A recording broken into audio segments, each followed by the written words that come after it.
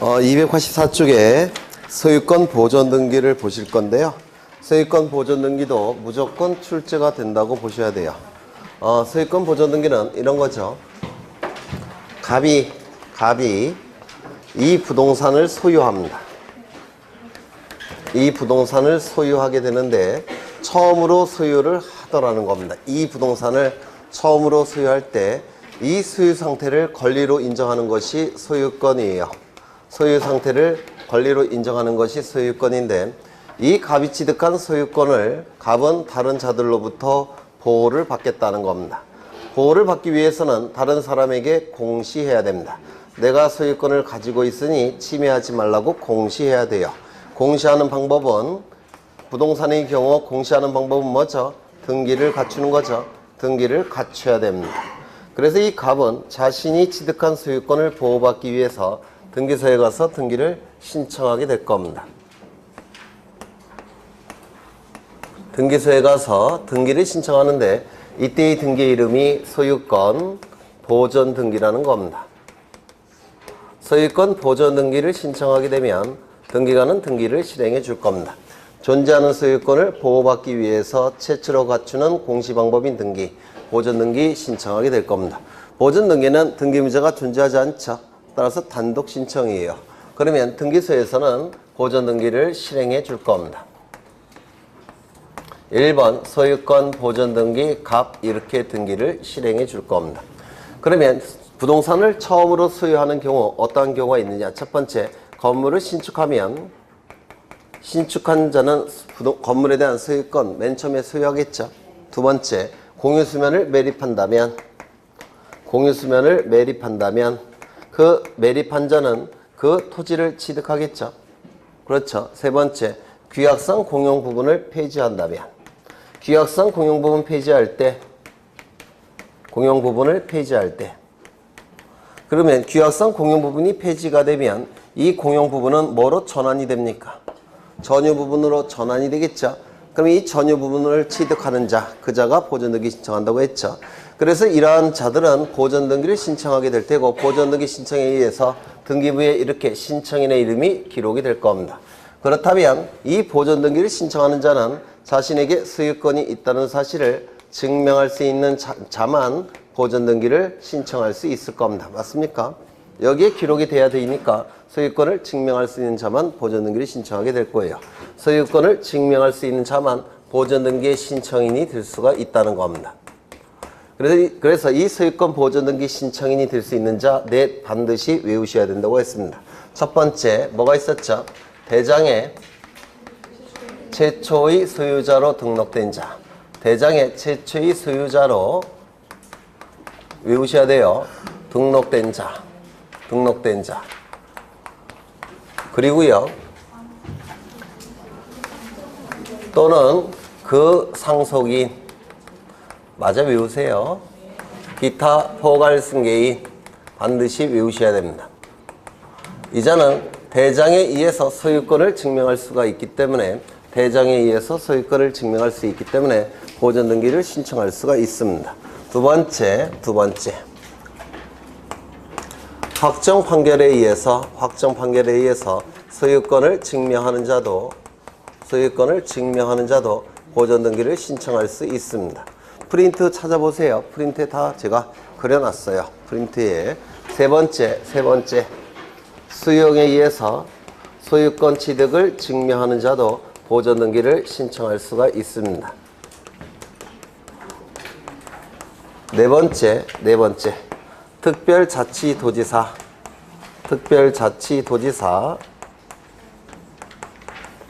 시장, 군수, 자치구청장의 확인에 의해서 소유권을 증명하는 자도 보존 등기를 신청할 수가 있습니다. 그래서 이 넷이 보존 등기를 신청할 수 있다라고 말씀을 드렸어요. 그렇죠. 이때 이 첫 번째부터 요 세 번째까지는 건물에 대한 보존 등기 신청도 가능하고 토지에 대한 보존 등기 신청도 가능하다고 했죠. 다만 요 네 번째의 경우에는 건물에 대한 보존 등기 신청은 가능하지만 토지에 대한 보존등기 신청은 허용되지 않는다라고 했습니다. 이거 기억나십니까? 기억나시죠? 그러면 이 네 번째는 왜 토지에 대한 보존등기 신청은 허용되지 않는다고 했을까요? 네?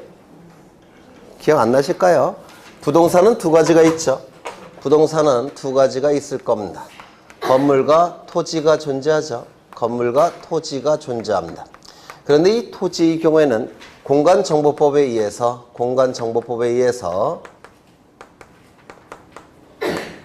지적공부가 반드시 존재합니다. 지적공부가 반드시 존재해요. 그러면 지적공부는 뭐가 있었죠? 토지대장, 임야대장도 지적공부 안에 포함되는 거죠. 그러면 이 토지의 경우에는 지적공부, 즉 토지대장과 임야대장이 있기 때문에 구태여 이 확인서가 있을 필요가 있습니까? 없습니까? 없어요. 이거 갖고 보존등기 신청이 가능하기 때문에 그렇습니다. 그래서 이 토지의 경우에는 1번 갖고 보존등기 신청이 가능하니까 요 4번은 있을 필요가 없다는 겁니다. 맞습니까? 그런데 이 건물은 얘기가 달라져요. 건물은 건축물 허가를 받은 경우라고 한다면 건축물 대장이 존재하겠죠. 이때는 대장이 존재할 겁니다.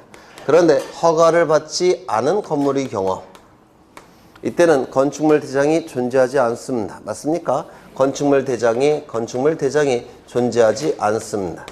그러면 건축물 대장이 존재하지 않는데 등기는 할 필요가 있을까요? 없을까요?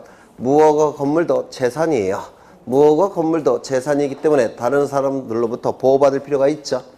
따라서 보호받기 위해서 등기를 갖출 필요가 있습니다. 무허가 건물도. 그런데 대장이 없으니까 1번 갖고는 보존등기 신청할 수 없죠. 따라서 별도로 만든 게 요 확인서예요. 무허가 건물을 대비해서 만든 겁니다. 무허가 건물. 그래서 이 확인서는 건물만 필요하지 토지는 필요가 없습니다. 그러면 이 확인서는 이 건축물 대장이 존재하지 아니할 때 건축물 대장의 역할을 하는 서류가 이 확인서니까 건축물 대장과 같은 내용이 기록되어 있어야 됩니다. 그러면 건축물 대장의 내용이 뭡니까?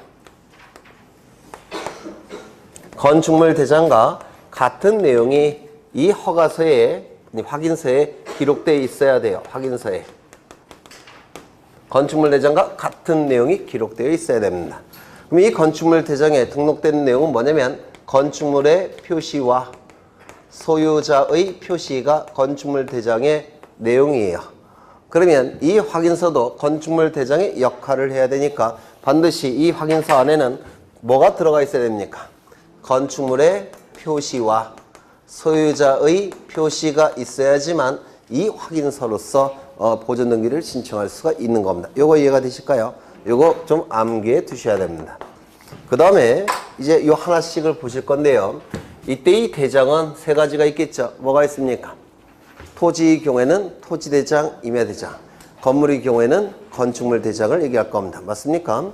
그리고 이 대장에 최초의 소유자로 등록된 자만 보존등기 신청할 수 있다라고 했습니다. 그러면 대장에는 요게 대장인데요. 대장에는 부동산 표시사항과 소유자가 등록되어 있겠죠. 토지이면 토지의 표시, 토지대장, 임야대장은 토지의 표시, 건축물 대장은 건축물의 표시. 맞습니까? 그리고 소유자가 표시되어 있을 겁니다. 이 소유자가 최초로 등록된 자가 갑입니다. 갑은 보존등기 신청할 수 있습니까? 보존등기 신청할 수 있을 겁니다. 그러면 갑으로부터 이전 등록을 받은 자는 보존등기 신청할 수 있습니까? 없습니다. 왜요? 최초의 소유자로 등록된 자만이 보존등기 신청할 수 있다고 되어 있기 때문에 최초의 소유자로 등록된 자로부터 이전 등록을 받은 자는 보존등기 신청할 수 없습니다. 그러면 어떻게 해야 되느냐? 갑의 이름으로 보존등기를 한 다음에 을의 이름으로 이전 등기를 해야 되는 겁니다. 왜? 최초의 소유자로 등록된 자만이 보존등기 신청할 수 있다고 규정되어 있기 때문에 그렇습니다. 그런데 이런 경우도 있을 수가 있어요. 이건 대장인데 부동산 표시사항이 기록되어 있고 최초로 등록된 자는 국가입니다. 국가로부터 이렇게 이전 등록이 됐다는 겁니다. 그러면 이거는 갑은 보존등기 신청할 수 있느냐? 있습니다. 왜냐하면 국가가 탄생했을 때 최초의 영토 안에 있는 토지는 국가가 국민들에게 이렇게 하나씩 나눠준 겁니다. 따라서 이것도 사실은 요게 생략된 거나 마찬가지예요. 요게 국가가 탄생하게 되면 그 영토는 국가가 국민들에게 이렇게 나눠준 거예요. 이게 맨 처음에. 그러면 이것도 의미하는 바가 국가가 갑에게 나눠준 겁니다. 이것이 생략된 것에 불과해요. 그러면 이때의 갑은 보존등기 신청할 수 있습니까? 있다라고 얘기합니다. 다시요. 원칙적으로 최초의 소유자로 등록된 자만이 보존등기 신청할 수 있지만 예외적으로 국가로부터 이전 등록을 받은 자도 예외적으로 보존등기 신청할 수 있는 겁니다. 이거 이해가 되실까요? 그렇죠. 그 다음에 여기 상속인도 보존등기 신청할 수 있다고 되어 있는데 요 그는 최초의 소유자로 등록된 자를 얘기합니다. 그렇다면 이 갑의 상속인은 보존등기 신청할 수 있겠습니까? 네? 있겠죠. 이 갑이 사망했을 때 상속인이 나타나죠. 사망을 했으니까 갑은 더 이상 보존등기 신청을 못할 겁니다. 그러면 누구에게 보존등기 신청할 권한을 인정해야 되겠습니까? 상속인. 그렇죠. 최초의 소유자로 등록된 자의 상속인은 보존등기 신청할 수 있습니다. 그러면 얘도 보존등기 신청할 수 있겠습니까? 갑 상속인도. 얘도 보존등기 신청할 수 있겠죠? 뭐 있다면 보존등기 신청이 가능할 겁니다. 당연히. 그렇죠. 그러면 얘는 보존등기 신청할 수 있습니까?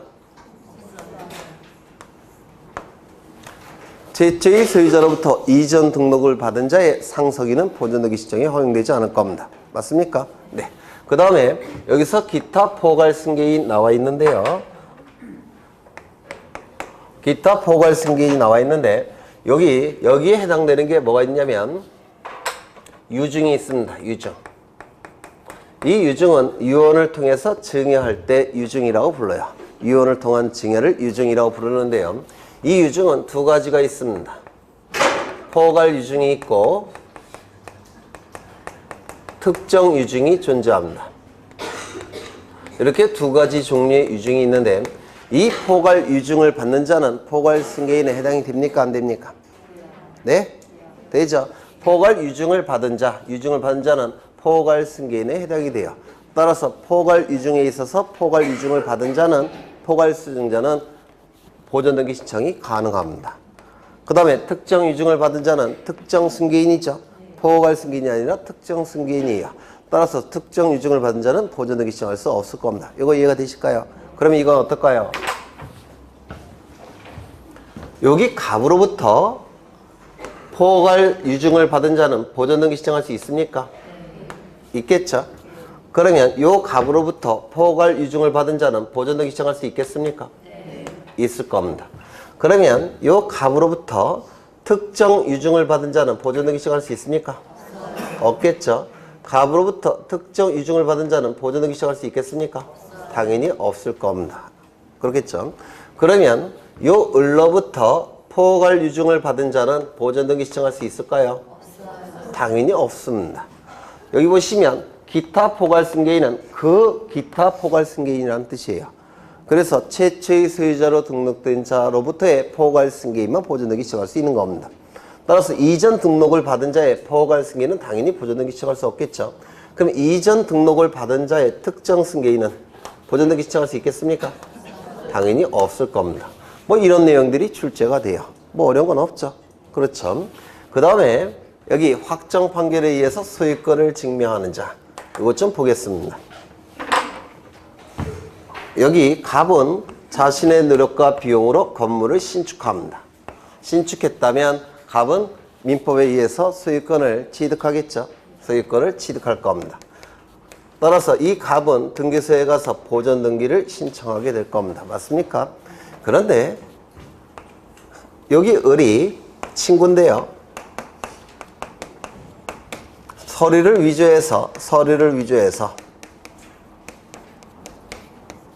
위조해서 대장을 만들었습니다. 대장을 만들었고 대장에 부동산 표시사항이 기록되어 있고 최초의 소유자로 을로 되어 있습니다. 그러면 을은 보존등기 신청할 가능성이 있을까요? 없을까요? 네? 대장을 위조했다는 얘기가 아니라 대장을 신청할 때, 지적공부에 등록을 신청할 때, 신규 등록을 신청할 때 서류를 위조해서 마치 지가 소유자인 것처럼 서류를 위조해갖고 신규 등록을 신청했다는 겁니다. 그래서 요 을의 이름으로 여기 최초의 소유자로 대장에 등록이 됐어요. 이게 위조되었다는 얘기가 아니라 이거를 신청하는 서류를 위조했다는 겁니다. 그럼 얘는 보존등기 신청할 가능성이 있습니까? 있겠죠. 대장에 최초의 소유자로 등록됐으니까 보존등기 신청할 가능성이 있습니까? 있겠죠.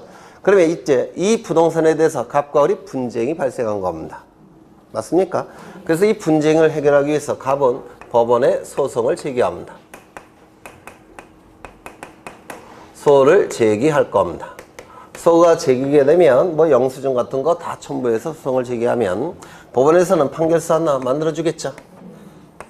판결서 하나 만들어질 겁니다. 판결서는 두 가지 내용으로 구성이 될 거예요. 주문, 이유. 이 주문은 두 줄에서 세 줄짜리로 대단히 짧다고 했죠. 이 주문의 끝문장이 확인한다로 끝나면 무슨 판결? 확인 판결. 이행하라로 끝나면 이행 판결. 한다로 끝나면 형성 판결. 기억나십니까? 그래서 이 주문 갖고 판결의 종류가 결정이 됩니다. 주문의 끝문장 갖고 판결의 종류가 결정이 돼요. 그런데 주문이 뭐로 끝나건 이 판결 이후에 갑이 소유자로 표시가 되어 있다면 판결 이후에 소유자로 표시되어 있다면 법원은 누구를 소유자로 인정한 겁니까? 갑을. 맞습니까? 그럼 이 판결서를 가지고 갑은 보존등기 신청할 수가 있습니다. 그것이 바로 판결에 의해서 소유권을 증명하는 자가 보존등기를 신청하는 경우예요. 그렇다면 이 소유권 신청하는 보존등기 신청하는 그 신청인은 확인 판결을 가지고 신청해야 된다. OX, X. 판결의 종류는 따지지 않습니다. 이행 판결서를 가지고 신청해야 된다. OX, X. 형성 판결을 가지고 신청해야 된다. OX, X입니다. 아무 판결이나 상관이 없습니다. 판결 이후에 소유자임이 표시되어 있다면 법원은 그 자를 소유자로 인정한 겁니다. 판결의 효력은 민사소송법에서 양쪽에 다 있어요. 다 있기 때문에 여기 뭐로 끝나건 판결 이후에 소유자임이 표시되어 있다면 그 자는 보존등기 신청이 가능합니다. 이때 조금 더 들어가면 지금 갑은 누구를 피고로 삼았습니까? 을. 그렇죠. 이 을은 서류를 위조해서 대장을 만들었기 때문에 이 을은 보존등기 신청할 가능성이 있습니까? 있죠. 보존등기 신청 가능한 자를 피고로 삼는 겁니다. 갑은 원고가 되겠죠. 보존등기 신청할 가능성이 있는 자를 피고로 삼아 판결을 받아야 돼요. 이를 뭐라고 부르냐면 피고 적격이라고 얘기합니다. 피고 적격. 문제가 좀 어렵게 나오면 이것도 출제가 될 수가 있어요. 그러면 피고 적격이 없는 자를 피고로 삼아서 판결을 받았을 때 이때는 보존등기 신청할 수 있을까요? 없을까요? 없습니다. 피고는 아무나 되는 게 아니에요. 만약에 피고 적격이라는 개념이 없다면 와이프를 그냥 피고로 삼아서 판결을 받았다고 해서 보존등기 신청할 가능성이 있겠죠. 또는 아주 친한 친구를 피고로 삼아서 판결을 받아 보존등기 신청할 가능성이 나타나게 됩니다. 이걸 막기 위해서 피고 적격이 딱 정해져야 돼요. 이게 문제가 어렵게 나오면 이것도 나올 수 있습니다. 그렇다면 을은 피고 적격이 있을까요? 없을까요? 있죠. 왜? 최초의 소유자로 등록된 자니까 피고 적격이 있습니다. 얘는 피고 적격이 있을까요? 없을까요? 네? 없습니다. 대장에 이전 등록을 받은 자는 보존등기 신청할 가능성이 없습니다. 따라서 피고 삼아봤자 그 판결은 보존등기 신청할 수 있는 판결이 아닙니다. 이거 이해가 되실까요? 그럼 얘는 어떨까요? 을의 상석이는 피고 적격이 있겠습니까? 있을 겁니다. 왜? 보존등기 신청할 가능성이 있으니까. 그렇죠. 병의 상석이는 비고 적격이 있을까요? 얘가 안 되니까 얘도 안 되는 겁니다. 그러면 을의 포괄 유증을 받은 자는 피고 적격이 있겠습니까? 있을 겁니다. 병으로부터 포괄 유증을 받은 자는 피고 적격이 있겠습니까? 없습니다. 왜? 보존등기 신청할 가능성이 없기 때문에 그렇습니다. 이거 이해가 되실까요? 그러면 국가로부터 을이 이전 등록을 받았다면 을은 피고 적격이 있겠습니까? 있겠죠? 네, 이것도 피고 적격이 있다라고 얘기합니다. 그래서 보존등기 신청할 가능성이 있는 자가 바로 피고 적격이 있는 자예요. 그 자를 피고로 삼아 보존등기를 신청해야 됩니다. 이거 이해가 되실까요? 피고 적격은 결국은 저거랑 똑같은 거예요. 저거. 좀 어려운 거 하고 있습니다. 그럼 이건 어떨까요?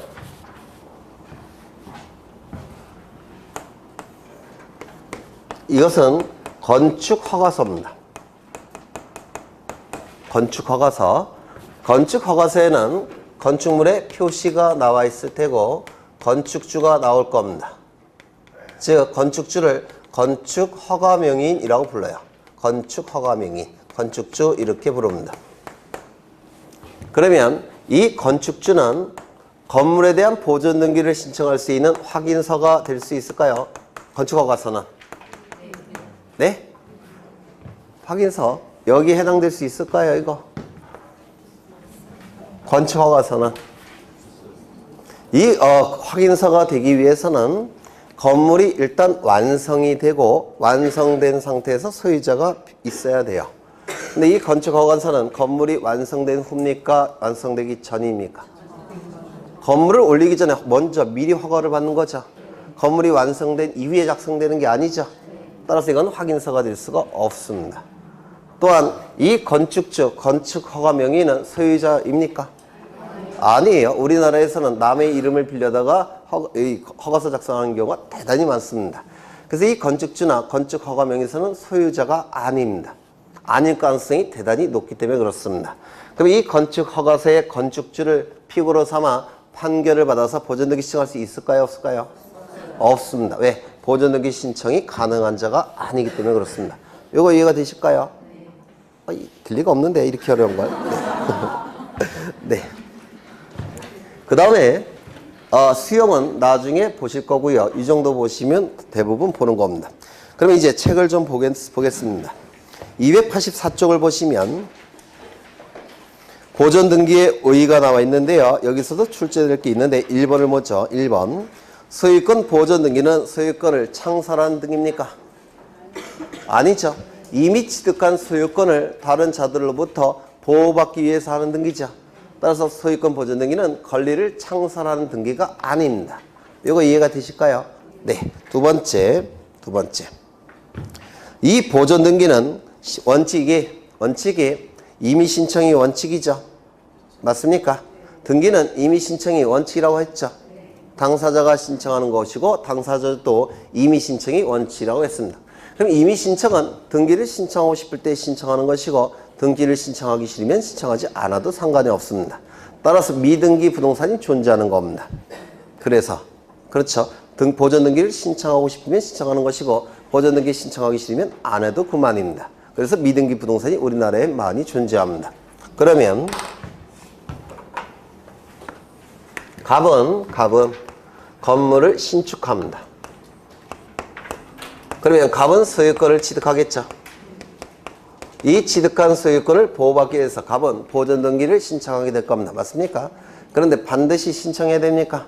그건 아니에요. 하고 싶을 때, 신청하고 싶을 때 신청하는 것이고 신청하기 싫을 때는 신청 안 해도 상관이 없습니다. 이미 신청이 원칙이기 때문에 그렇습니다.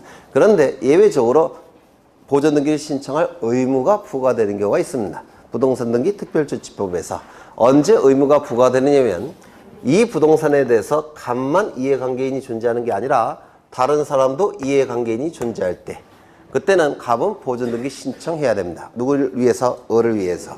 그렇죠. 갑 혼자만 있을 때는 보존등기 신청하고 싶을 때 신청하는 것이고 신청하기 싫으면 안 해도 그만입니다. 하지만 그 부동산에 대해서 또 다른 이해관계인이 존재한다면 그 이해관계인을 위해서 보존등기를 신청해야 됩니다. 이거 이해가 되실까요? 그렇다면 갑이 건물을 완성했습니다. 건물이 완성이 됐다면 이제 대장이 만들어지겠죠. 건축물 대장이 만들어질 겁니다. 그러면 이제 보존등기 신청이 가능하겠습니까? 보존등기 신청이 가능할 겁니다. 이 상태에서 갑은 을과 매매계약을 체결합니다. 소유권 이전 등기까지 이루어지면 갑이 가진 소유권은 을의 소유권으로 변동이 될 겁니다.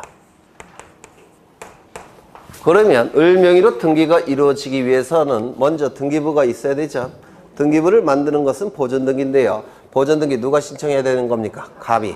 그런데 이때도 보존등기 신청 여부를 갑의 자유의사에 맡겨놓을 수 있습니까? 없습니다. 누구 때문에? 을 때문에. 그렇겠죠. 그러면 시간이 이렇게 흘러간다고 할 때 이 시점은 건물이 완성이 돼서 보존등기 신청이 가능한 시점입니다. 그 이후에 갑과 을 사이에 매매계약을 체결했다는 겁니다. 그러면 이 시점부터 누가 나타납니까? 을이 나타납니다. 그러면 을을 위해서 이제 갑은 자유의사에 맡겨놓을 수 없습니다. 그렇죠? 따라서 이 시점부터 60일 이내에 갑은 보존등기를 신청해야만 됩니다. 보존등기를 신청해야 됩니다. 누구를 위해서? 을을 위해서. 그래서 이 기간 동안에 등기부가 만들어지면 이제 을의 이름으로 이전 등기를 할 수가 있을 겁니다. 이거 이해가 되실까요? 네. 그러면 보존등기 신청이 먼저 가능하고 그 다음에 이해관계인이 나타난다면 이해관계인이 나타난 시점부터 60일 이내에 이해관계인을 위해서 등기를 신청해야만 됩니다. 이거 이해가 되실까요? 네. 두 번째, 이걸 위에다가 그렸어야 되는데 갑은 건물을 짓고 있는 도중에 있습니다. 건물을 짓고 있는 도중에 있다면 건물이 완성되지 않았기 때문에 보존등기 신청 자체가 불가능할 겁니다. 맞습니까? 이 상태에서 갑은 을과 매매계약 체결할 수 있습니까? 우리 민법에 의하면 네? 있습니다. 사적자치 원칙상 103조, 104조에만 반하지 않는다면 네, 당연히 매매계약 체결이 가능합니다. 매매계약을 먼저 체결한 다음에 이제 건물을 완성했다는 겁니다. 누가? 갑이. 그러면 이제 보존등기 신청이 가능합니까? 이제 가능하게 될 겁니다. 그러면 시간이 이렇게 흘러간다고 봤을 때 먼저 갑과 을 사이에 매매계약이 체결되었죠. 갑과 을 사이에 매매계약이 체결되었습니다. 그리고 나서 건물이 완성이 됐다는 겁니다. 그러면 이제 보존등기 신청이 가능할 겁니다. 그럼 이 시점부터 60일 이내에 갑은 보존등기를 신청해야만 됩니다. 이렇게 되는 겁니다. 그러면 요걸 보시면 여기서부터 갑에게 보존등기 신청 의무를 부과할 수 있습니까? 없습니까? 없습니다. 왜요? 건물이 완성되지 않았으니까. 맞습니까? 따라서 그럼 여기는 어떻습니까? 여기서부터 보존등기 신청 의무를 부과할 수 있습니까? 이때는 왜 안 됩니까? 이미 신청이 원칙이니까.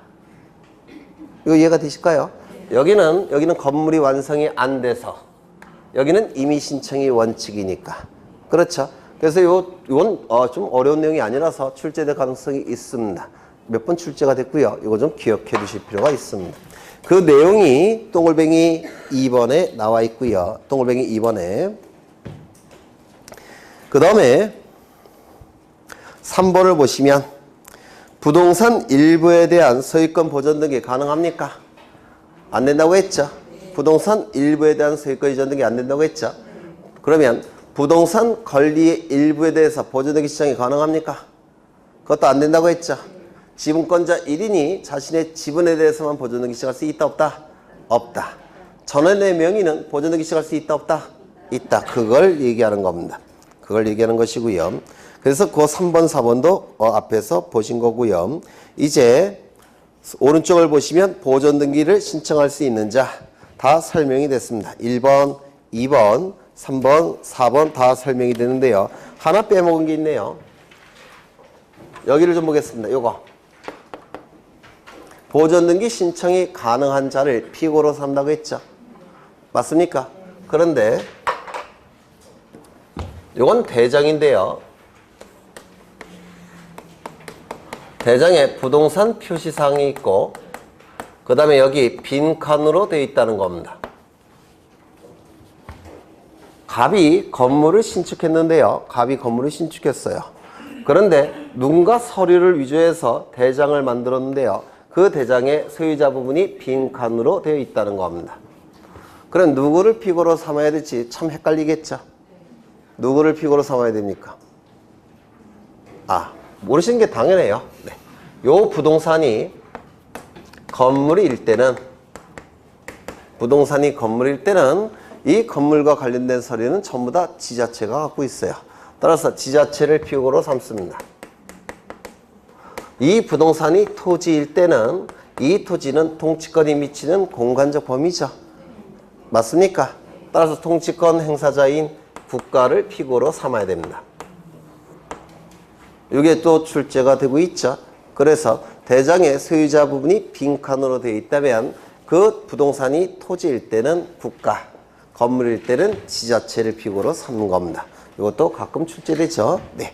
그래서 다 보신 거예요. 출제될 수 있는 가장 어려운 내용까지 보전등기 다 보신 겁니다. 쭉 읽어보시면 돼요. 이제 어디를 보시냐면 287쪽을 보시면 4번에 소유권 보전등기 실행 있습니까? 있죠. 거기 동글뱅이 2번을 반드시 기억하셔야 합니다. 소유권 보전등기를 할 때는 등기원인과 그 날짜를 기록하지 아니한다. 어디에? 등기부에. 등기원인을 기록하지 않는 이유는요. 이 건물이나 토지가 존재한다면 소유권을 취득하는 자가 있다고 그랬죠. 가장 대표적인 경우 저기 세 가지를 제가 언급을 했는데 저기 맨 앞에 건물의 신축, 공유수면 매리 또는 규약성 공용부분 폐지. 근데 저것만 있는 게 아니에요. 저것만 있는 게 아닙니다. 따라서 소유권 취득 원인은 너무나도 다양해서 너무나도 종류가 다양해서 특정 짓기가 어려울 때가 있습니다. 그래서 등기원인을 기록하지 않습니다. 꼭 기억하셔야 돼요. 소유권 보전 등기는 등기원인을 등기부에 기록하지 않습니다. 너무나도 다양하니까. 이거 이해가 되실까요? 또한 날짜도 너무나도 불투명합니다. 불분명해요. 따라서 등기원인 날짜도 기록하지 않습니다. 이거 꼭 기억하셔야 됩니다. 소유권 보전 등기는 등기원인이 너무 다양해서 기록하지 않고 등기원인 날짜도 너무나도 불분명해서 기록하지 않습니다. 이거 꼭 기억하셔야 돼요. 그렇다면 신청정보에 소유권 보전등기 신청정보에 등기원인과 그 날짜가 기록될까요? 안 될까요? 안 될 겁니다. 이거 이해가 되실까요? 그러면 거기 위에 3번을 보시면 첨부정보가 나와 있죠. 거기 1번을 꼭 기억하셔야 되는데요. 소유권 보전등기를 신청하는 경우 등기신청 조항 제65조 제1항부터 1호부터 4호까지를 신청정보의 내용으로 등기소에 제공해야 된다 이렇게 돼 있죠. 이 1호는 뭐냐면 이걸 1호라고 불러요. 이거 1호예요. 65조 제1호. 이것에 의해 보전등기를 신청하는 것인지 65조 제2호. 이것에 의해 보전등기 신청하는 것인지 65조 제3호. 이것을 가지고 보전등기 신청하는 것인지 65조 제4호. 이것에 근거해서 보전등기 신청하는 것인지 그 근거 조항을 기록해야 됩니다. 이거 기억하셔야 되고요. 더 중요한 게 오른쪽이에요. 등기원인과 날짜는 신청정보의 내용으로 등기소에 제공할 필요가 있다 없다? 없다. 왜요? 등기부에 기록하지 않으니까. 그렇죠. 그래서 이거 좀 기억해 두셔야 되고요. 그 다음에 직권에 의한 보전등기 보겠습니다. 직권에 의한 보전등기. 이거 본 것 같기도 하고.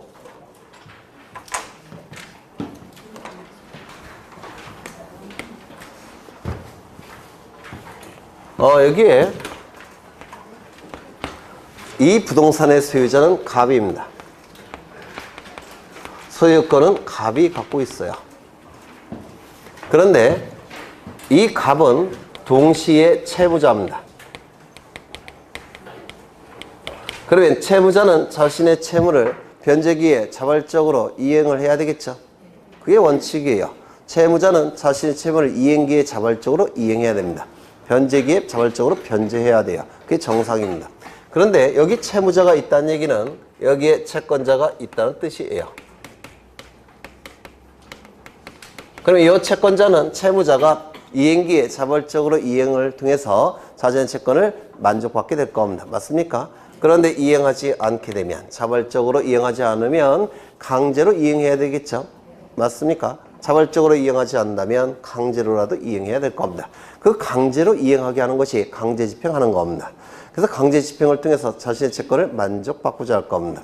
채무자 소유 부동산에 대해서 강제 집행을 통해서 자신의 채권을 만족받고자 할 겁니다. 그런데 이 강제 집행을 하기 위해서는 권리의 원천, 집행권원이라는 게 필요합니다. 강제 집행할 수 있는 권리의 원천, 집행권원이라고 하는 게 필요해요. 옛날에는 채무명의라고 불렀는데요. 지금은 용어가 바뀌었어요. 집행권원으로. 이 집행권원에 해당되는 게 판결서입니다. 그래서 판결서가 있어야지만 강제 집행을 할 수가 있습니다. 그러면 판결서를 먼저 만들어야 되겠죠. 강제 집행하기 위해서는. 그래서 법원에 소송을 제기합니다. 판결서를 만들기 위해서. 문제는 소송이 제기된 시점부터 판결이 확정이 되기까지는 시간이 걸려요. 짧으면 1년, 길면 15년까지도 걸릴 수가 있습니다. 이게 소송이라는 게. 그러면 중간에 갑이 그 소유 부동산을 다른 자에게 처분하게 되면 요 시점부터 소유권은 누구에게 귀속이 됩니까? 을이 갖게 되죠. 그러면 갑이 을에게 그 부동산을 처분하게 되면 즉 매매계약을 체결하고 이전 등기까지 하게 되면 확정 판결이 있다고 하더라도 받았다고 하더라도 강제집행 들어올 수 있습니까? 없게 돼요. 왜? 더 이상 채무자 소유 부동산이 아니라 다른 자 소유 부동산이기 때문에 그렇습니다. 맞습니까? 그러면 이 채권자 입장에서는 채무자가 그 소유 부동산을 다른 자에게 처분을 못하도록 해야 될 겁니다. 그렇겠죠? 처분을 못하도록 하는 것을 멋있게 표현하면 채무자가 그 소유 부동산을 계속 가지고 있도록 해야 되겠다는 겁니다. 보존한다 이런 용어를 써요. 그래서 가지고 있도록 보존시키도록 소송을 제기해야 됩니다. 이를 보존소송이라고 불러요. 이 보존소송은 두 가지가 있는데요. 가압류 신청 또는 처분금지 가처분 신청, 이 두 가지를 보존소송이라고 부릅니다. 이 가압류 신청, 처분금지 가처분 신청은 어떠한 차이가 있느냐면 요 A가 가진 채권이 금전 채권일 때 이때는 가압류 신청을 하게 됩니다. 가압류 신청을 통해서 가압류 채권자는 강제집행은 어떻게 하냐면 강제경매 절차로 넘깁니다. 강제경매 절차로 넘어가면 매각대금, 매수대금, 경락대금이 있죠. 그 경락대금으로부터 순위에 맞춰서 배당을 받아가는 방법으로 강제집행을 하는 겁니다. 이 처분금지 가처분 신청은 이 채권자가 가진 채권이 금전 이외의 채권일 때 이때 처분금지 가처분을 보존소송으로 제기하는 겁니다. 그러면 이 처분금지 가처분은 어떻게 강제 집행하냐면 판결서를 만들어졌을 때 경매 절차로 넘기는 게 아니에요. 강제로 뺏어가는 겁니다. 이게 강제 집행의 방법이 달라요. 이거는 금전 채권이니까 경락대금으로부터 배당받아갈 수 있죠. 이건 금전 이외의 채권이니까 경락대금으로부터 뭐 어떻게 할 수 없죠. 따라서 이거는 권리를 뺏어가는 겁니다. 처분금지 가처분은 강제 집행의 방법이 다릅니다. 여기까지 이해가 되셨을까요? 그러면 이제 소송을 제기하면서 가압류를 신청하는 경우도 있을 테고 보존소송으로 처분금지 가처분, 이건 너무 기니까 보통 이걸 생략해요. 그래서 가처분을 신청하는 경우도 있을 겁니다. 이거를 보존소송이라고 불러요. 그리고 이걸 뭐라고 부르냐면 본안소송이라고 부릅니다. 본래의 안건인 소송이라고 해서 본안소송. 본래의 안건이 뭡니까? 강제 집행하기 위해서 판결서 만들어내는 거죠. 그래서 이걸 본안소송이라고 부릅니다. 본래의 안건인 소송, 판결서 만드는 소송. 그런데 이 보존소송은 법원에서 금방 결정을 해줍니다. 이 갑이 을에게 처분하기 전에 후딱 결정해야 되겠죠. 그래서 긴급성을 요하기 때문에 이건 2, 3일이면 결정이 나와요. 그래서 법원에서는 금방 결정해 줍니다. 결정이 됐다면 이제 이 을에게 피해가 발생하지 않도록 공시해야 되겠죠. 그래서 이 가압류 결정, 처분금지 가처분 결정이 이루어지면 등기소에 촉탁합니다. 가압류 등기, 가처분 등기는 등기소에 촉탁하게 돼요. 그럼 이 가압류 등기, 이 가처분 등기는 법원의 촉탁에 의한 등기입니다. 실행되는 등기가 법원의 촉탁이면 원칙이 말소도 법원의 촉탁입니다. 말소가 법원의 촉탁이면 회복도, 말소 회복도 법원의 촉탁이에요. 이거 좀 기억하죠? 실행되는 방법과 말소되는 방법과 말소 회복되는 방법은 같은 방법이 원칙입니다. 그러면 등기가 처음 실행될 때 공동신청이면 말소도 어떻게 될까요? 공동신청. 회복은요? 공동신청. 실행된 등기가 단독신청이라고 한다면 회복은 어떻게 될까요? 단독신청. 말소도 단독신청. 소유권 보존 등기는 단독신청이죠. 말소는 어떻게 될까요? 단독신청. 말소 회복은요? 단독신청. 그게 원칙입니다. 그럼 이 가압류 가처분 등기는 법원의 촉탁에 의한 등기니까 원칙이 말소는 어떻게 이루어집니까? 법원의 촉탁에 의해서 말소가 될 겁니다. 맞습니까? 여기까지 되셨을까요? 네. 그러면 이제 가압류 등기, 가처분 등기가 이루어지게 되는데 여기서 금지라는 용어는 쓰고 있죠. 처분하는 것을 금지시키는, 처분할 것을 금지시키는 임시의 법원의 처분 아닙니까? 금지라는 용어를 쓰고 있습니다. 다만 금지의 효력이 있을까요? 없을까요? 없습니다. 이유는 요 A가 100% 승소 판결을 받는다는 보장은 없습니다. 그런데도 불구하고 이걸 금지시켜버리면 A에게 너무 큰 손실이 발생합니다.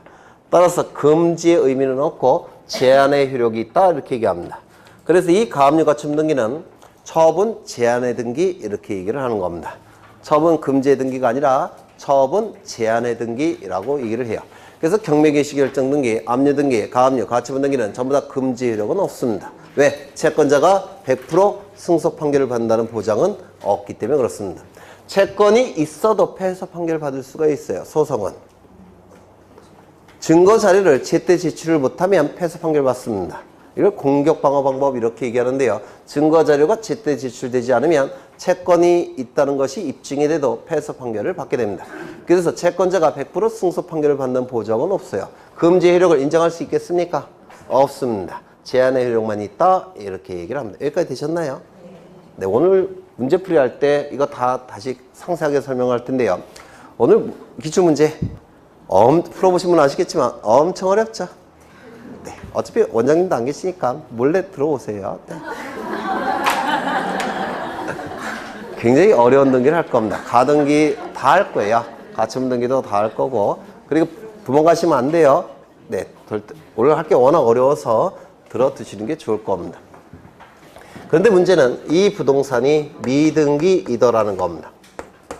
그러면 법원의 촉탁에 의해서 가압류나 처분금지 가처분 등기가 실행이 되어야 되는데 미등기 부동산이라고 한다면 등기부가 없습니다. 그렇죠? 등기부가 없어서 이 가압류 가처분 등기를 할 수가 없어요. 그러면 이 등기관은 어떻게 해야 될까요? 네?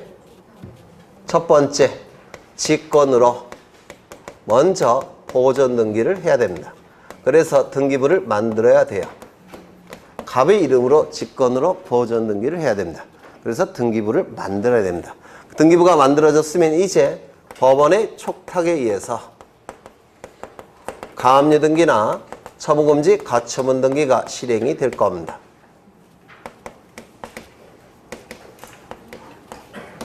그 직권 보존 등기가 여기서 나타나게 됩니다.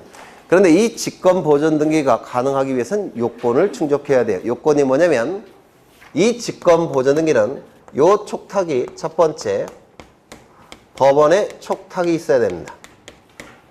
법원의 촉탁에 의한 등기만 직권 보존 등기가 가능합니다. 그러면 세무서의 촉탁이 있을 때 이때는 직권 보존 등기 가능하겠습니까? 세무서의 압류 등기 촉탁이 있을 때 허용되지 않습니다. 반드시 촉탁의 주체는 법원이어야 돼요. 세무서의 촉탁 갖고는 불가능합니다. 이거 기억하셔야 되고요. 두 번째 소유권에 관한 처분 제한 등기에 촉탁이 있어야 됩니다. 즉 전세권에 대한 가압류 가처분 등기, 임차권에 대한 가압류 가처분 등기, 지상권에 대한 가압류 가처분 등기에 촉탁이 있을 때는 이때는 직권 보존 등기 됩니까? 안 됩니까? 안 됩니다. 반드시 소유권에 대한 가압류 가처분 등기에 촉탁이 있을 때만 직권 보존 등기가 가능합니다. 이 두 가지도 문제가 어렵게 출제가 된다면 이거 출제가 될 수 있습니다. 이 직권 보존 등기가 가능하기 위해서는 첫 번째 법원의 촉탁이 있을 것, 두 번째 소유권에 대한 처분 제한 등기의 촉탁일 것, 이 두 가지 요건이 충족이 될 때만 직권 보존 등기가 가능합니다. 이거 되셨을까요? 하나 더. 여기서 요거를 철회하는 경우가 있겠죠. 이것이 철회되는 경우가 있습니다. 그럼 이것이 철회가 됐다고 한다면 이 등기도 어떻게 돼야 될까요? 촉탁에 의해서 말소가 돼야 되겠죠. 실행되는 등기가 촉탁이면 말소도 어떻게 된다고 했죠? 촉탁. 그래서 이 등기도 말소가 돼야 되겠죠. 그러면 이것 때문에 직권 보존 등기했는데 이것이 말소가 되면 이것도 말소해야 되겠습니까? 네? 직권 보존 등기했으니까 등기관은 이것을 말소할 때 이것도 직권으로 말소해야 되겠습니까? 해서는 안 됩니다. 왜요? 왜? 왜에 대한 대답이 나와야지만 이해가 되는 거예요. 왜에 대한 대답이 안 나오면 그건 이해가 된 게 아닙니다. 암기한 거지. 본 시험장에서 무력합니다. 문구를 바꿔버리면. 네. 왜요? 부동산이 존재할 때 등기부가 있는 게 정상입니까? 없는 게 정상입니까? 있는 게 정상입니다. 없는 게 정상이 아니에요. 없는 건 비정상인 겁니다. 있는 게 정상이에요. 따라서 이 등기가 말소가 된다고 하더라도 직권보존 등기는 말소되지 않습니다. 존치시켜야 됩니다. 여기까지 되셨습니까? 네. 그 정도 보시면 될 것 같고요. 그 다음에 직권보존 등기 하나 더 있죠. 이거 두 번째 하는 것 같아요. 분명히 했어요.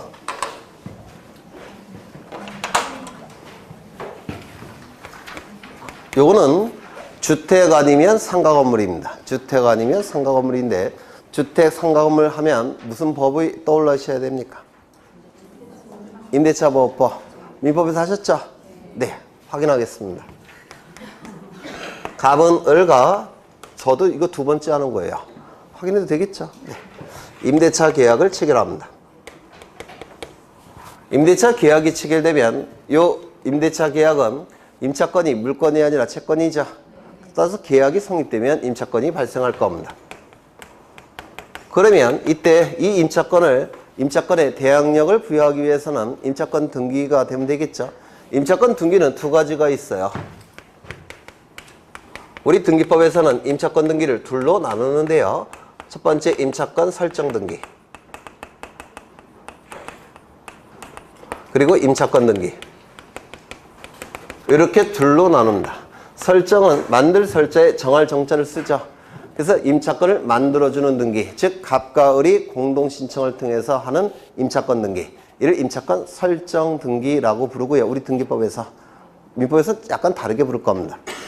갑과 을이 등기소에 가서 등기를 신청하는 임차권 설정 등기라는 게 있고요. 두 번째는 법원의 촉탁에 의해서 이루어지는 임차권 등기가 있습니다. 이걸 그냥 임차권 등기라고 불러요. 어떠한 차이가 있느냐면 임차권 설정 등기는 등기의 효력이 언제 발생합니까? 접수 시. 따라서 대항력도 언제 발생합니까? 접수 시점부터 발생합니다. 하지만 이 법원의 촉탁에 의한 임차권 등기는 이거는 기존의 대항력이 유지가 됩니다. 그래서 접수 시점이 아니에요. 더 이전에 발생합니다. 이게 그래서 두 개의 차이점이 나타나요. 그러면 보통 임차권 발생했을 때 갑과 을이 등기소에 가서 임차권 설정 등기를 신청할 텐데요. 보통 집주인이 안 해주죠. 그러면 등기 말고 다른 방법을 통해서 대항력을 발생시키는 방법이 있습니다. 뭐가 있습니까? 점유와 주민등록 또는 전입신고. 전입신고가 이루어지면 주민등록이 있는 것으로 간주합니다. 주민등록법에서. 그러면 언제부터 대항력이 발생합니까? 이길 0시. 이 길은 다음날 이런 뜻이에요. 다음날 0시부터 임차권의 대항력이 발생합니다. 이 길 0시부터 여기까지 되셨습니까? 그렇죠. 그런데 임대차 계약서에 정한 존속기간이 종료가 됩니다. 존속기간이 종료가 됐다면 이제 임차권 소멸하겠죠. 소멸했을 테니까 임차보증금 어떻게 돼야 될까요? 반환이 돼야 될 겁니다. 그런데 반환이 안 되더라는 겁니다. 돈이 없다고 지금 갑이 튕기고 있습니다. 문제는 임차권이 존속기간이 종료가 됐으니까 을은 병의 집으로 이사 가야 되겠죠. 맞습니까? 그러면 이 병의 집에 대해서 임대차 계약을 체결할 테고 병가 그럼 여기서도 임차권의 대항력을 발생시키기 위해서는 이쪽에 점유해야 되고 전입신고해야 되겠죠. 주민등록 갖춰야 되겠죠. 그러면 이쪽 부동산을 점유하게 되면 여기는 어떻게 됩니까? 점유 상실. 그 다음에 이쪽에 주민등록을 갖추게 되면 주민등록 이탈. 그러면 이쪽으로 이사 가게 되면 대항력은 어떻게 됩니까? 상실될 수밖에 없어요. 그런데 문제는 대항력이 있을 때도 보증금이 반환되지 않았는데 이사가는 바람에 대항력이 상실된 상태로 간다면 보증금 반환받을 가능성은 더 떨어집니다. 맞습니까? 그러면 이 대항력을 유지시키고 이사를 가야 되는데 유지시키는 방법은 등기를 갖추는 겁니다. 맞습니까? 그러면 임차권 설정 등기와 임차권 등기 두 가지가 있는데요. 이 임차권 설정 등기, 즉 갑과 을이 하는 공동신청을 통해서 하는 임차권 설정 등기는 접수 시점부터 효력이 발생하니까 대항력 다 상실합니다. 기존의 대항력은 상실하고 접수 시점부터 다시 발생해요. 맞습니까? 그런데 요 법원의 촉탁에 의해서 이루어지는 요 임차권 등기는 기존의 대항력을 유지시킵니다. 그럼 어느 걸 해야 되겠습니까? 네, 아래쪽을 해야 돼요. 이거 이해가 되실까요? 그러면 이 을은 법원에 신청하는 겁니다.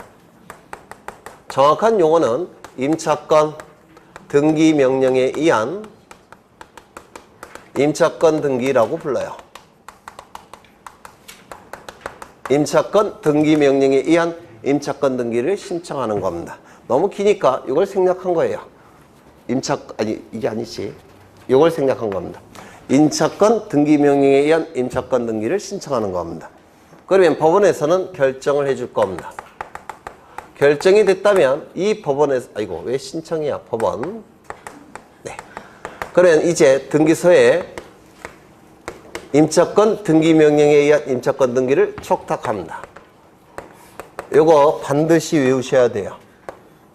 왜냐면 정식 용어는 임차권 등기 명령에 의한 임차권 등기라고 했죠. 여기 등기 명령이라는 용어를 쓰고 있기 때문에 명령에 의한 등기인 것처럼 보입니다. 그래서 출제를 합니다. 명령에 의한 등기가 아니라 뭐라고요? 촉탁에 의한 등기입니다. 그러면 문제가 뭐냐면 이게 미등기이더라는 겁니다. 미등기라고 한다면 등기부가 있습니까? 없습니까? 없어요. 등기부가 없으니까 법원의 촉탁에 의한 임차권 등기를 할 수가 없습니다. 그러면 이 등기소에 있는 등기관은 어떻게 해야 될까요? 먼저 직권으로 보전 등기를 해서 등기부를 만든 다음에 그리고 나서 법원의 촉탁에 의한 임차권 등기를 실행해야 될 겁니다. 여기도 직권보전 등기가 나타납니다. 그래서 직권보전 등기 두 가지를 기억하셔야 돼요. 요것과 요거 두 가지가 존재합니다. 요 직권보전 등기 이제 등기가 실행이 됐습니다. 을의 이름으로 임차권 등기가 실행이 됐습니다. 그러면 이 임차권 등기 명령을 신청하기 위한 요건이 있을 텐데 요건 암기하셔야 됩니다. 뭡니까? 임차권 등기 명령을 신청하기 위한 요건 뭐예요? 이거예요. 괜히 안 써놨겠죠. 여기 요건이에요. 존속기간이 종료됐음에도 불구하고 보증금이 반환되지 않았을 때 임차권 등기 명령을 신청할 수가 있습니다. 이거 민법에서 하셨죠? 네, 민법에서 하신 거예요. 그 다음에 이 임차권 등기를 가지고 있는 걸 이용해서 A에게 임차권을 양도할 수 있느냐, 즉 이전 등기할 수 있느냐, 임차권 이전 등기 또는 전대차 계약을 체결하고 전대차 등기를 할 수가 있느냐, 있습니까? 없습니까? 민법에서 하셨다면서요? 있어요? 힌트. 민법 공부 열심히 하셔야 돼요. 존속기간이 종료됐습니다. 을은 임차권이 있습니까? 없습니까? 없어요. 그럼 이 임차권 등기의 의미는 뭐냐면 이 임차 보증금을 담보하는 기능만 수행하는 겁니다. 요게 용익적 권리로서의 임차권은 소멸했고요. 담보적 기능만 수행하게 됩니다. 요거 이해가 되실까요? 그러면 이 임차권 양도할 수 있습니까? 불가능합니다. 전대차 계약 체결할 수 있습니까? 불가능합니다. 따라서 임차권 등기 명령에 의한 임차권 등기가 이루어졌을 때는 임차권 이전 등기, 전대차 등기는 29조 제2호 사건이 등기할 것이 아닌 경우에 해당돼서 각하가 나올 겁니다. 요거 이해가 되실까요? 네. 하나 더 있죠. 민법에서 출제되는 거. 이 상태에서 B에게 임대차 계약을 체결했고요. 요 B는 소액 임차인입니다. 소액 임차인은 최우선 변제권 있습니까? 네? 있죠. 민법에서 하셨죠? 이때 소액 임차인 B는 최우선 변제권 인정될 수 있을까요? 없을까요? 만약에 이걸 인정해버리면 이 담보의 기능은 이거는 어떻게 됩니까? 네, 상실돼 버립니다. 맞습니까? 따라서 임차권 등기 명령에 의한 임차권 등기가 실행이 됐을 때는 최우선 변제권 인정되지 않습니다. 얘를 우선시켜야 되기 때문에 그렇습니다. 이거 이해가 되실까요? 네, 이게 다 출제가 되는 것들이죠. 민법과 등기법에서. 그러면 책을 보겠습니다. 이거 두 번째 하는 것 같은데 287쪽에 직권에 의한 보존 등기에서 첫째 줄 집행법원으로부터 처분 제한의 등기라 묻고 있습니까? 그때만 직권보존 등기한다고 했죠. 즉 법원의 촉탁일 것. 그 다음에 소유권에 대한 처분 제한 등기의 촉탁일 것. 요 두 가지를 반드시 외우셔야 돼요. 여기 나와 있죠. 집행법원 소유권의 처분 제한. 안 나와 있어요? 나와 있죠.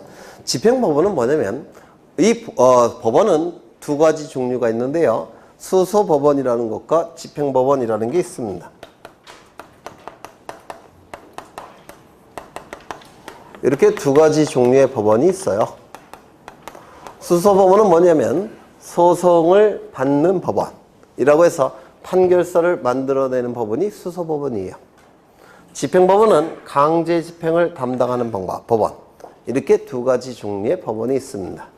그럼 이 처분 제한 등기 촉탁은 이거는 집행법원이 하는 겁니다. 강제 집행과 관련되어 있기 때문에. 그래서 여기서 뭐 시험과는 관련 없지만 그러니까 이 소제기하는 이 법원과 보전소송을 제기하는 법원은 달라요. 사실은. 요거는 수소법원, 요거는 집행법원 이렇게 달라집니다. 사실은. 네. 넘어가겠습니다. 그 다음에 288쪽을 보시면 288쪽을 보시면 거기 디귿이 나와 있죠. 리을이 나와 있습니까? 리을은 설명을 드렸고요. 리을은 디귿이 출제가 안 될 줄 알았는데 나쁜 놈들이 출제했어요. 네, 작년에. 그래서 이것 좀 보겠습니다.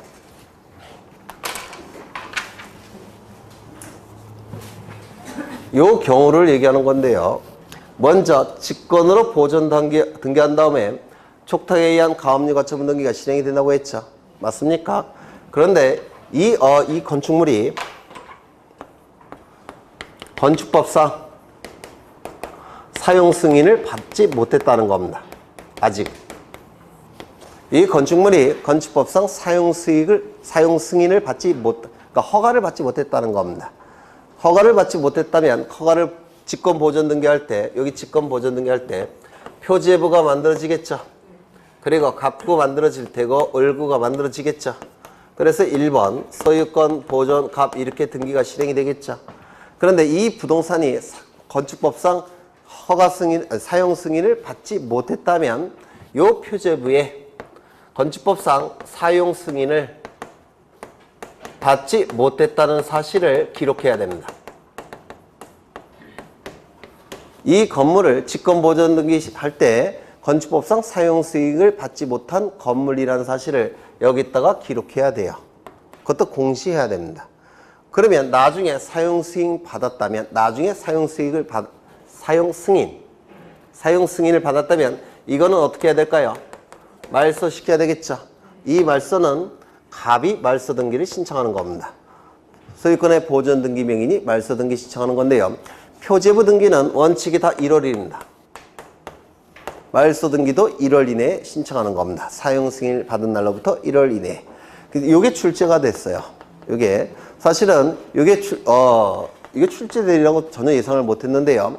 이걸 모르신다고 하더라도 문제를 풀 수는 있어요. 뭐냐면 표제부 등기는 원칙적으로 1월 이내에 신청하는 겁니다.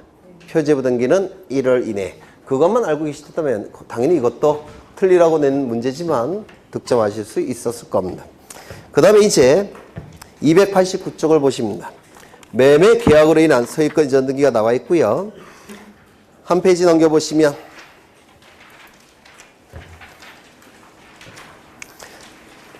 A, B 나와 있고요. 니은을 보시죠. 미등기 부동산 소유권 보존 등기 신청 의무 지금 방금 설명을 드렸는데 기억나십니까? 다시요. 보존 등기 신청이 먼저 가능하고 계약이 체결되었다면 어느 시점부터 60일 이내 계약 체결 시점부터 60일 이내 계약을 먼저 체결한 다음에 보존 등기 신청이 가능하다면 언제부터 60일 이내 보존 등기 신청이 가능한 날로부터 60일 이내 기억나십니까? 쉬웠네. 네. 그게 그 니은에 나와 있고요. 그 위에 A도 좀 이따가 설명을 드릴 거고요. 디귿이 문제죠. 디귿이 전매대 부동산. 이건 나중에 설명을 드리겠습니다. 이것까지 설명하면 머리가 뽀개질 거예요. 네. 이건 나중에 설명을 드리고요. 잠시 쉬었다가 A 설명을 드릴 거고요. 그 다음에 네, 잠시 쉬겠습니다.